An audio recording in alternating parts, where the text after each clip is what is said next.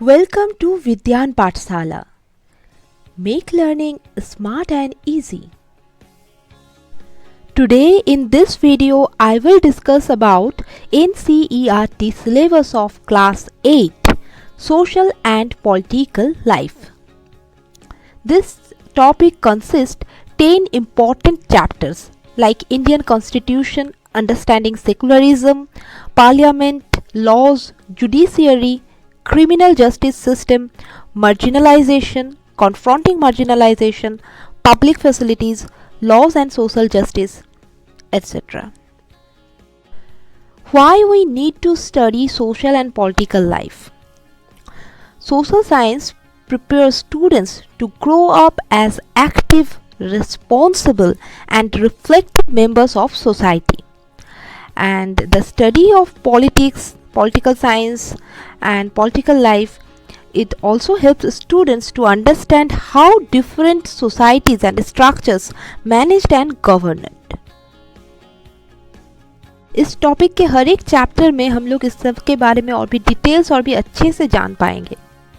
तो चैप्टर 1 में क्या है देखते हैं. The Indian constitution. तो ये कॉन्स्टिट्यूशन, संविधान क्या है? Why we need to constitution? Why we need constitution?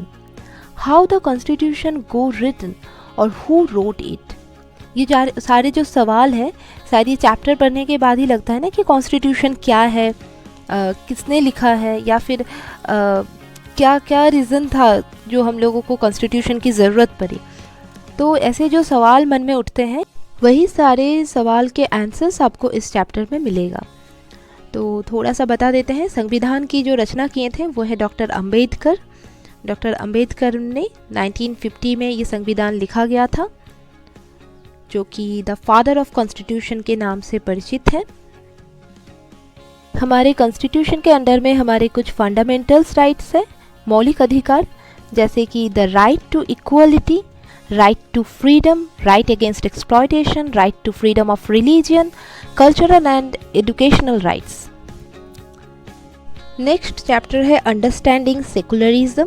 ये सेकुलरिज्म वर्ड को अच्छे से समझने के लिए एक एग्जाम्पल दे रहे हैं. जैसे कि imagine yourself as a Hindu और मुस्लिम, और आप अमेरिका गए हुए हैं जहाँ पे क्रिश्चियनिटी मेजोरिटी है और आपको रेंट नहीं मिल रहा है आपके रिलीजियन के वजह से. How would this make you feel? आप पूछ रहे हैं कि आप कहाँ जाके कंप्लेन कर सकते हैं, लेकिन आपको आंसर मिल रहा है कि गो बैक टू इंडिया. तो would this not make you feel angry? तो इसके बाद जो आपका जो एंगर है, जो गुस्सा है, वो दो आकार ले सकती है. एक, या तो फिर दूसरे रिलीजन के साथ या फिर क्रिश्चियनिटी के साथ भी सेम ही बर्ताव किया जाए जहाँ पे हिंदू मुस्लिम मेजोरिटी में है, और या तो फिर जस्टिस फॉर ऑल. तो ये जो सिचुएशन है, इसे एक एजम्पशन ये हो सकता है कि all forms of domination related to religion should end. This is the essence of secularism. यहाँ इस चैप्टर में हम लोग पढ़ेंगे सेकुलरिज्म को और भी डिटेल्स में इंडियन कंटेक्स्ट में. Chapter 3, why do we need a parliament? We in India pride ourselves on being a democracy. In this chapter we will try to see how the parliament enables citizens of India to participate in this decision-making process and control the government. It is the most important symbol of Indian democracy and key feature of the constitution. ये जो democracy का जो actual meaning है, हम लोग बहुत pride feel करते हैं ना कि हम लोग डेमोक्रेटिक कंट्री में रहते हैं, India is a democratic country. तो इसका मेन जो पर्पस होता है, मेन उद्देश्य जो बोले तो वो ये है कि सिटीजन्स जो है वो कंट्री की डिसीजन मेकिंग प्रोसेस में वो भी पार्टिसिपेट करेगा and control the government. This is the most beautiful thing of the democracy. Parliament के बारे में, इसके फंक्शन के बारे में इस चैप्टर में हम लोग अच्छे से पढ़ेंगे. Chapter 4, understanding laws. कुछ लॉज के बारे में सभी स्टूडेंट्स जानते हैं, जैसे age of marriage, the age at which a person can vote, ये सब पता है ना हम लोगों को. जैसे कि अभी तक का जो गाइडलाइन है इंडिया में, उससे लड़कियों की मैरिज की एज है 18, लड़के के लिए 21. 18 साल के बाद ही हम लोग वोट दे सकते हैं। तो ये सब क्या है, ये सब लॉज है। तो ये जो लॉज है इसे समझने के लिए कैसे ये लॉ कैसे अप्लाई होता है, how do new laws come into being, उसके बाद जो है क्या क्या कुछ ऐसा है जो अनपॉपुलर कुछ लॉ है, कुछ कंट्रोवर्शियल लॉ है, अगर हम लोगों को सबको अप्लाई करना है या फिर हम सिटीजन्स ऐसे सर्कमस्टेंस में हम लोग क्या कर सकते हैं। तो ये सारी चीज़ों को जानने के लिए लॉज एक बहुत अच्छा वेपन है।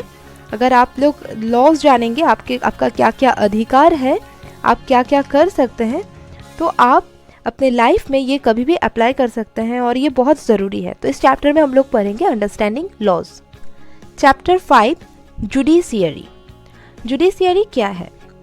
As an organ of government, the judiciary plays a crucial role in the function of India's democracy. Last chapter में हम लोगों ने देखें, चैप्टर 4 में हम लोग लॉ के बारे में पढ़ रहे थे, तो लॉ के बारे में पढ़ेंगे, सिलेबस में देखा। ये जो लॉज है, जो एक्ट्स है, वो कहाँ पे अप्लाई होती है? ये जुडिशियरी में। जैसे कि to enforce the rule of law we have judicial system. अगर कोई लॉ वायलेटेड होती है या फिर हमें जस्टिस चाहिए होता है तो हम लोग किसके पास जाएंगे? हम लोग जुडिशियरी सिस्टम से हमें मदद मिल सकती है। तो यही है, इसके बारे में और भी डिटेल्स पढ़ेंगे इस चैप्टर में और जानेंगे कि जैसे आपके एरिया में जो कोर्ट है, कोर्ट्स नाम तो हम लोग सुने ही होंगे कि हम लोग कोर्ट जाते हैं, कोई भी एफिडेविट हो, रजिस्ट्री हो, ये सब के चीज़ में। तो अगर जो आपके एरिया में जो कोर्ट है और न्यू दिल्ली में जो सुप्रीम कोर्ट है, उस दोनों का क्या कनेक्शन है, ये सारे क्वेश्चंस के आंसर्स हम लोग इस चैप्टर से पढ़ेंगे। Chapter 6 understanding our criminal justice system. Criminal justice system के बारे में सुनते ही जो सबसे पहले दिमाग में आता है कि पुलिस चोर को पकड़ती है। पुलिस का काम है, अगर कोई चोर या फिर किसी ने गुनाह किया है, कुछ दिक्कत किया है, तो पुलिस उसे पकड़ेगा।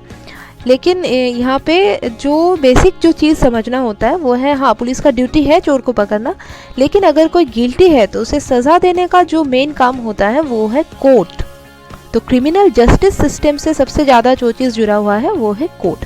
तो इस चीज़ को बहुत अच्छे से क्लियरली समझना बहुत ज़्यादा ज़रूरी है कि क्या क्या ये है ये। और जो कुछ वर्ड्स, जैसे कि हम लोग अगर कुछ खो जाती है, कुछ चीज़ें हमारे चोरी हो जाती है, तो या फिर कहीं पे हमें कंप्लेन करना होता है पुलिस के पास, तो हम लोग देखते हैं कि हम लोग FIR करते हैं, जनरल डायरी करते हैं, या फिर क्या है ये पब्लिक प्रोसिक्यूटर्स। ये प्रोसेस और ये क्रिमिनल जस्टिस सिस्टम का प्रोसेस क्या है, सिस्टम क्या है, तो ये सब हम लोग पढ़ेंगे। Chapter 7 understanding marginalisation. मार्जिनलाइजेशन को समझने के लिए जो एक टर्म है सोशली मार्जिनलाइज्ड। सोशली मार्जिनलाइज्ड हम लोग कब कहेंगे कि जब एक इंसान के साथ दूसरे इंसान का या फिर एक कम्युनिटी की पीपल के साथ दूसरे कम्युनिटी की पीपल का कुछ डिफरेंस हो जाता है। स्कूल में भी देख सकते हैं, ऑफिस में, कॉलेज में, कहीं भी हम लोग देख सकते हैं कि ये जो टेस्ट है, म्यूज़िक और फिल्म का जो टेस्ट है, या फिर अलग अलग कपड़े, अलग अलग भाषा, ये सब से एक पीपल में जो है कम्युनिटी में मार्जिनलाइजेशन आता है। तो इन this chapter we will read about two communities that are considered to be socially marginalized in India today। जैसे कि और इस दो जो अलग अलग जो कल्चर है, जो अलग मार्जिनलाइज्ड ग्रुप के बारे में हम लोग पढ़ेंगे, उनकी experience of inequality and discrimination, ये सब हम लोग देखेंगे। Chapter 8 confronting marginalisation. Confronting marginalisation chapter में, जैसे in this chapter we will read about some of the ways in which groups and individuals challenge existing inequalities। Confronting marginalised group में हम लोग पढ़ेंगे Adivasi, Dalit, Muslim, women's and other marginalised group. ये लोग जो है, जैसे कि मार्जिनलाइज्ड होने के वजह से इन लोग अपने कुछ राइट्स से या फिर अधिकार से वो लोग वंचित हो जाते हैं। तो ये लोग भी डिमांड करते हैं इक्वल राइट्स का, जो कि होना चाहिए। और भी पढ़ेंगे कि और भी देखेंगे, we will also look at the government's effort to formulate policies to promote the access of this group of to development.